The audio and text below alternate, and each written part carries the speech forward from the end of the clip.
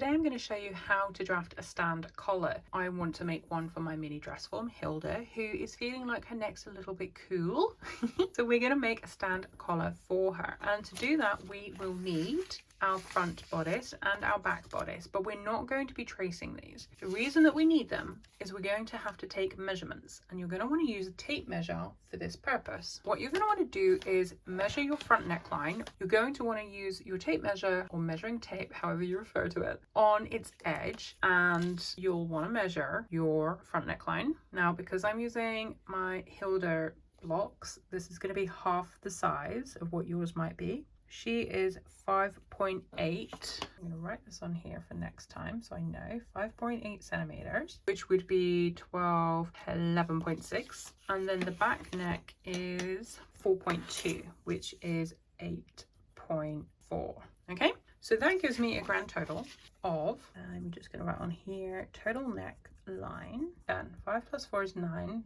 9.8, 10, so 10 centimeters. Now, that's only for one half. Of course, we're going to double that, and the total would be 20 centimeters, which is a kind of standard size 12 UK. Now, this is where, for me, it's going to get a bit complicated. For you, it's not. So we're going to take a ruler. You're going to want like a Pattern Master ruler or something that has a straight edge. I'm using my Pattern Master. I'll link this in the description below in case you want to buy one for yourself. And I'm going to draw a straight line, probably a bit further down the page, here, like this, okay? A nice dark line. Can you see that? You probably should. Okay, I'm now going to square up from here on this far side. And to square up means that this line connecting to the first line is at a 90-degree angle. Okay, because 90 plus 90 plus 90 plus 90 equals 360, which gives us the full circle, as it were. I hope that makes sense. Okay, so to keep us on track, we're going to measure from this line, this is going to be our center back. So we're going to measure our center back amount. I'm just going to grab mine. Mine was 4.2 at half scale, of course, okay? So you need to remember everything I'm doing is half the amount. You should be doing the full amount, unless you're doing it for practice. So there's my 4.2. That's going to be my shoulder line. I'm going to label right here. Let me get my pen. This is my A point. This is my B point. And then I'm going to measure from B across, and that's my front neckline amount, which was 5.8. I'm going to label that C. Can you see those? Now, I'm going to also write in here CB for center back. Probably should have done that in a different color, but hey ho. And then you're going to want to think about how deep you want your stand collar to be. So this is the block. How tall do I want it to be? Kind of an average amount might be like 4 centimeters, 5, 6. You could do it as tall as you want. Just remember that at some point it's going to hit the chin. So like I've got my, let me get my tape measure. From my like, you know, like your googly bit in your throat down to my front neckline, that's coming up as 8 centimeters. So probably I don't want it to hit right under there. Maybe I just want to do 5 centimeters. So I'm going to measure up from my center back, the equivalent of 5 centimeters for me, which is 2.5. And I'm going to go to C, and I'm again going to measure up 2.5, which is 5 centimeters. I'm going to square that up. Okay, we've got another square here, which is a 90-degree angle, and I'm going to join those together. And all these corners at this point should be squared. Okay, we have 90, 90, 90, 90 degrees. Boom, boom.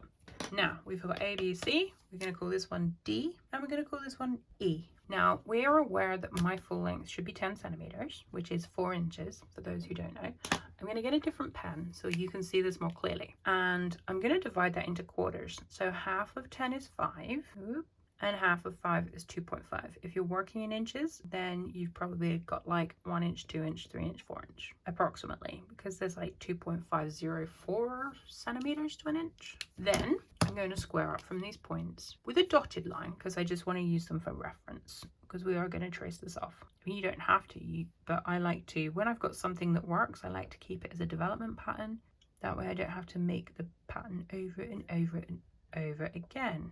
You see? So these are 4 equal parts. And this is where I continued the line further on, so I can actually square nicely. Now this is the point at which you're going to want to get some paper. Assuming that, like me, you want to keep your tracing, well, you want to keep your development pattern as your development pattern, right? So now I have my piece of tracing paper, and I'm just going to trace off what I've got here so that I can show you what to do next. This is where you're going to want a pair of paper scissors. Here are mine. And I'm just going to, I'm not trimming all this excess because I do want it there, but but I'm going to cut, we call it through, no, to but not through. Okay, so we're going to go up that point where each of these dotted lines, so these pink lines here on the original, 1, 2, 3, we're just cutting those, and we're cutting them up to the baseline like this. Okay, now you're going to want to overlap these lines. Let me turn it around so you can see it better, by approximately, well, in total about 1.9 centimeters, which is 3/4 of an inch. So each of these you're going to want to overlap by 1/4 of an inch. Let me get my glue stick. I'm going to start by gluing down the first square, the CB square. Now, in order to pivot this, I have a video on pivoting. You may or may not have seen it. It's quite a simple method, but you want to cut up to that point, but not through. Then you're going to want to get your ruler, and this is where it gets a little bit tricky if you're working on a small scale like myself. So in total, I want to close these 3 lines by the equivalent of 3/4 of an inch. So each of these would be 1/4 inch if you're working in inches. In centimeters, that's just shy of 1.9 centimeters, which is 19 mils, which is like 18.3 mils. Now, I'm working on half scale, so that means I want to close each of these in total, 1, 2, 3. Oh my gosh, I've got to do the maths. Okay, let's say 19 mils. Divide that by, so let's say 18.9 is 6.3 mils, right? Have I done that right? But that's the total. So for half of this, I want it to be 3.3 mils, I think. You can see why a lot of people don't like doing pattern making because of the math. So I'm going to measure here 3 mils, and I'm going to put a little line, and then I'm going to pop some glue down. You can use tape if you don't have a glue stick, and I'm going to overlap that square so that it joins that dot that I put down. Okay, like that. I'm going to repeat it for this one. So again, I'm going to pop this down here. I'm going to pop it on the 0, or what's the equivalent of the 0? What did I say? 3 point something. 1, 2, 3. I'm not sure I've done that. I think I did too much math in one go, so this may not work. But the premise is the same. If you're working at full scale, you're fine. It's because I'm working at half scale, and I have forgotten to cut to but not through. We'll do that now. And then I'm just going to pivot and stick. Okay, and then the last one, 0.3, pop some glue and cut to but not through. Pivot and stick. So you can see we've got a nice kind of curve going on here, but we're not done yet. So to finish this, I'm going to stick down that last section here because we want it to be secure, and then we can trim away this excess paper. So you could have just, or I could have just cut up the original, but as I said, I like to keep the development separate so that I can go back if need be. But I think it's also good for you to see the progression. For my own peace of mind, I just did the math. 1/4 inch for each of those cuts is equal to 6.6 millimeters. So on the half, it would have been 3.3. Didn't quite close it as much as I should because I just did 3 millimeters, but at least my math was working, right? Now that we've done that, we can move on to the next step. We want to shape the neckline. So first of all, I'm going to write in here center back, and over here, I'm going to write center front. And we've also got a little dot here. That's where our shoulder line was on the bodice. That's the one that we haven't cut. It's point B on the original. So we've got A, B, C, D, E. E is the top that's going to kind of sit closest to our chin. Okay, it's the top of the front neck. We want to shape that. You could have it as a quite straight edge with, you get a different pen with just a slight curve to smooth out that sharp point if you want it to. Can you see that? I've got just a very slight curve there at the end. Or you could make it more pronounced. Maybe you want to have a more curved. So maybe actually I'm going to start from what would be the equivalent of a centimeter up. Maybe I'm just going to create a very nice subtle curve like this. So you can play around with the shaping of this top center front corner. This is where you're going to attach it to the center front neck. This is the bit further if you wanted to actually have it fold over. So at this point we just have a stand collar that this is the center back, this is the center front, and it would attach to the center front opening. This assumes that you have like a zipper opening or something that has a fastening that is straight down the center front. If you actually have like a button placket or a shirt placket, you'll know that this is quite similar in shape to the collar stand of a shirt collar, which I'm going to be teaching you in a different video. So in that case, you're not necessarily going to want the edge of your collar to meet up at your center front. You might actually want to have an extension. So if you have a button placket, say, coming down the front of your garment, and say your button placket is 3 centimeters in total, you're going to want to extend this by 1.5, and then that will cover the half of the button placket, because half of 3 centimeters is 1.5, right? So you would extend this and then you would curve it in. And that means that you will have that lovely collar finishing off at the edge of the fabric for the button placket. I hope that makes sense. You'll see more about that in the video teaching you how to draft a shirt collar pattern.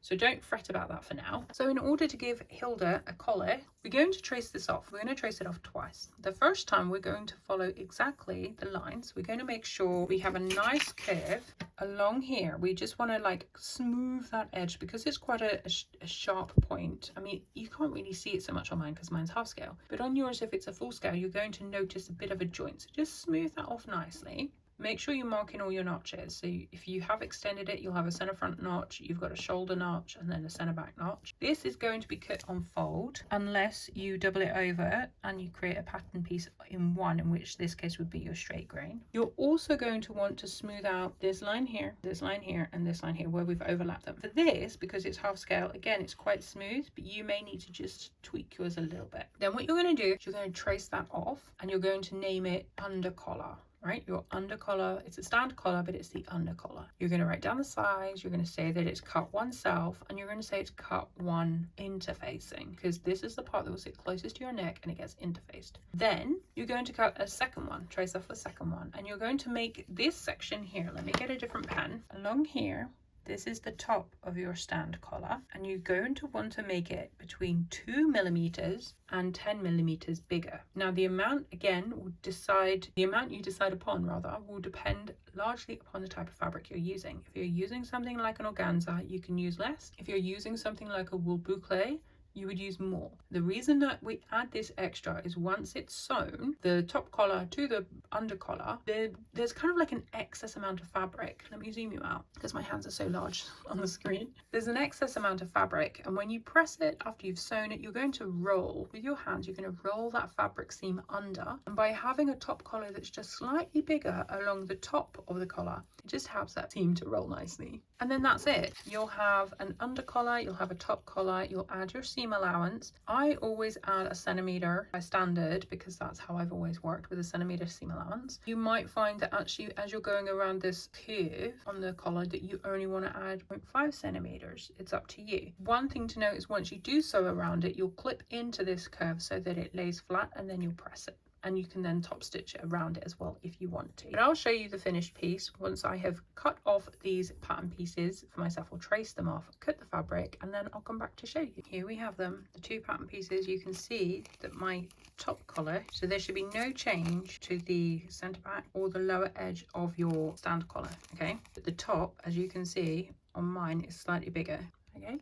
And that's going to allow that fabric to roll over, that seam to roll over. And my top collar, I will cut that 1 piece self unfold. My under collar will be 1 piece self unfold and 1 piece interfacing unfold. I will do that. I will create a little collar for you, and I will come back and show it to you.